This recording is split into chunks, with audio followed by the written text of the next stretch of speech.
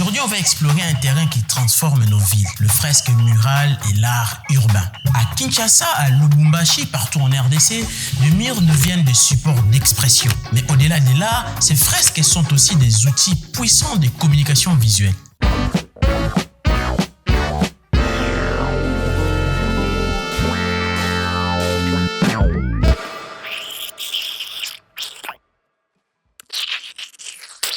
Bienvenue dans Talatala, le podcast où l'image devient langage. Je suis Efraïm Bakou, photographe et créatif visuel.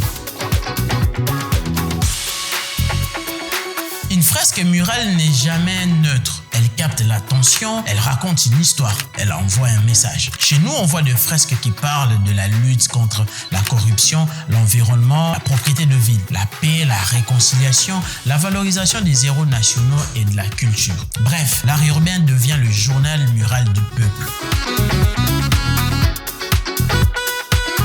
Souvent, il y a un débat. Est-ce que les fresques sont de l'art ou de la pub? La vérité, c'est qu'elles peuvent être les deux. Quand une ONG finance une fresque pour sensibiliser sur l'écologie, c'est de la communication. Quand une entreprise sponsorise un mur avec ses couleurs et un message social, c'est de la publicité intelligente. Quand un artiste peint un mur pour exprimer sa vision, c'est de l'art pur. Et c'est cette frontière floue qui rend les fresques urbaines si intéressantes. Je me souviens d'un projet artistique à Kinshasa où des fresques ont transformé un seau de mouton gris et monotone en galerie à ciel ouvert. Les habitants s'arrêtaient, prenaient des photos, discutaient du message. C'est là que j'ai compris que l'art urbain a un pouvoir unique. Il sort l'art de galerie pour l'emmener directement au peuple.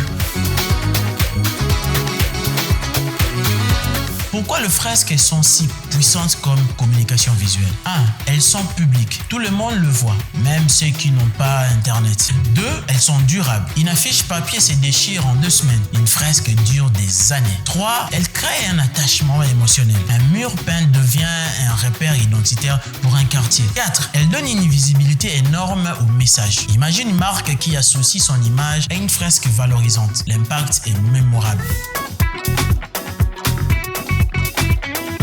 Mais il y a aussi des défis. Le manque de financement pour les artistes urbains, la récupération politique ou commerciale abusive, le vandalisme ou la négligence de fresques. Malgré tout, je crois que l'avenir de la communication visuelle en RDC passe aussi par ces formes urbaines. Elles redonnent vie à nos villes et portent des messages que tout le monde peut comprendre.